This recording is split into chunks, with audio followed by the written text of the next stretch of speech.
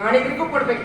ಆನಂದ್ ಗಾಡಿಗಳಿಗೆ ಕೊಡ್ಬೇಕಂದ್ರೆ ಅವರಲ್ಲ ವಿಶ್ವನಾಥ್ ಗಾಡಿಗಳು ಅವರ ಮತ್ತೆ ಪುರೋಹಿತ ಗಾಲವರಿಗೆ ಕಾಲವರಿಗೆ ಗೊತ್ತಾಯ್ತು ಅಪ್ಪ. ಮತ್ತೆ ಮಹಾಮಂತ್ರಿಗಳಾದಂತಹ ದುಷ್ಟಬುದ್ಧಿಯವರಿಗೂ ಕೊಟ್ಟು ಬರ್ಬೇಕು. ಅಂದ್ರೆ ಯಾರಿಗೂ ಕೊಡ್ತಿದ್ರು ಮಂತ್ರಿಗಳಿಗೆ ಕೊಡ್ಲೇಬೇಕ್ರಿ. ನಾವು ಮಂತ್ರಿಗಳಿಗೆ ಕೊಡ್ತಿದ್ರೆ ಮತ್ತೆ ವ್ಯವಹಾರವೇ ಇಲ್ಲ. ಆಯ್ತು ಕೊಡ್ತೀವಿ, ಎಲ್ಲರಿಗೂ ಕೊಡ್ಬೇಕು. ಹೋಗುವಂತ ಹೋಗುವಂತ ಸ್ವಲ್ಪ ಎಚ್ಚರಿಸಿ ಕಳಿಸ್ಬೇಕು. ಯಾವ್ದು ನಾನು ನಿಮ್ಗೊಂದು ವ್ರತ ಹೇಳ್ತೇನೆ ಅನ್ಕುಂಟ. ಹೌದ್ರಿ, ಏಕಾದಶಿ ವ್ರತ. ಸರಿ ರೀ ಅಪ್ಪ. ಬಿಡದ ಏಕಾದಶಿ ವ್ರತವನ್ನು ಆಚರಿಸಬೇಕು. ಸರಿ. ಯಾಕೆ ಯಾಕೆ? ಈ ಹೊತ್ತು ದಶಮಿ. ನಾಳೆ ಅಂತ ಹೇಳಿದ್ರೆ ನೀವು ಅಲ್ಲಿ ಹೋಗುವಾಗ ಏಕಾದಶಿ ಪ್ರಾರಂಭ ಆಗ್ತದೆ. ಸರಿ ಅಪ್ಪ. ಹಾಗಾಗಿ ವ್ರತವನ್ನು ಆಚರಿಸಬೇಕು. ಆಯ್ತು, ಮರಿಬಾರದು. ಯಾವ ಕಾರಣಕ್ಕೆ ಬರೆಯುವುದಿಲ್ಲ? ನಿತ್ಯ ನೇಮಗಳಿಲ್ಲದೆ ಬಾಯ ತುತ್ತನಿಕ್ಕೂ ವಾತಂ ಶ್ವಾನಂ.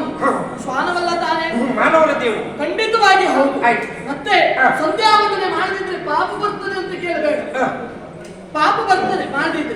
ಮಾಡಿದ್ರೆ ಪಾಪ ಬರ್ತದೆ. ಪಾಪ ಬರ್ತದೆ.